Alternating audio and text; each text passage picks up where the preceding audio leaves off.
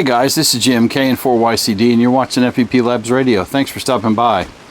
So I have some hamfest finds here.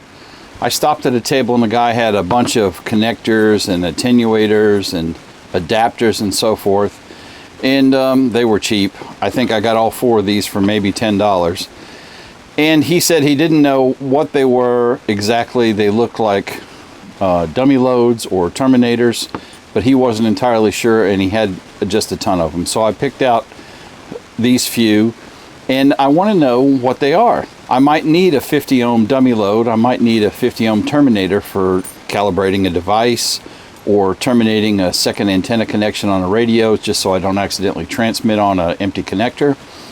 But I need to know what these are. And so in ham radio, everything is set to a 50 ohm impedance match. That's what we want on the back of our radio. That's what the radio expects.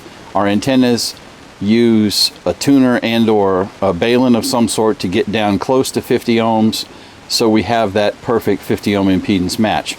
So what I'm going to do, and this won't be a very long video at all, I'm going to use the AA 1400 rig expert that I have here, and we're going to test these things out real quick and take a look at what they are. So I'm just going to screw this on.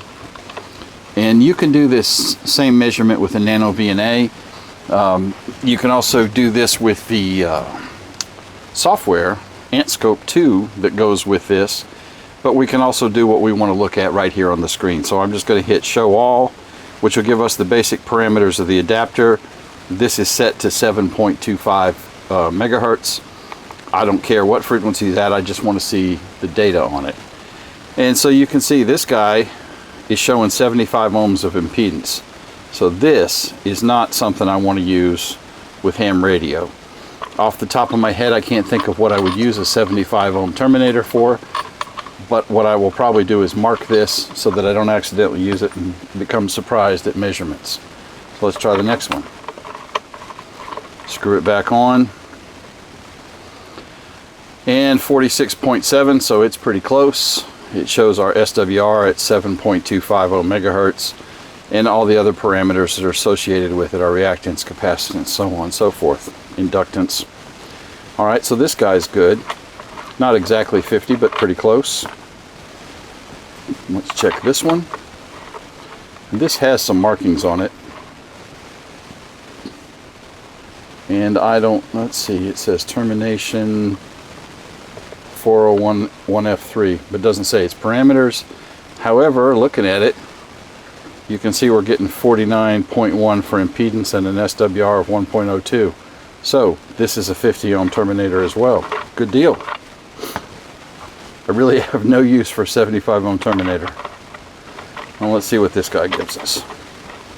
This is kind of a stout one, bigger than the other ones. Okay, get on there.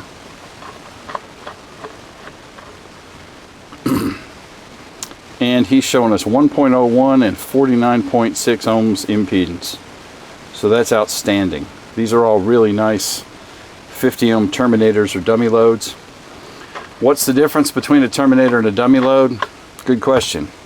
As far as I know, the only difference in any of these things and a dummy load like that big cell wave you've seen in some of my other videos is that these probably can't handle very much power compared to that cell wave, which is rated at 200 watts.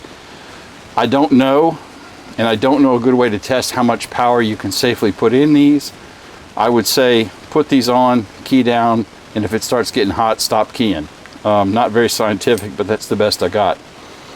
So that's a cool way to test some stuff like this that you might pick up at a hamfest for cheaps. And as I said, you can do this exact same thing with a nano VNA, for example. I have a rig expert right here. This is doing the only measurements I really need right now. Nothing fancy. So there you go.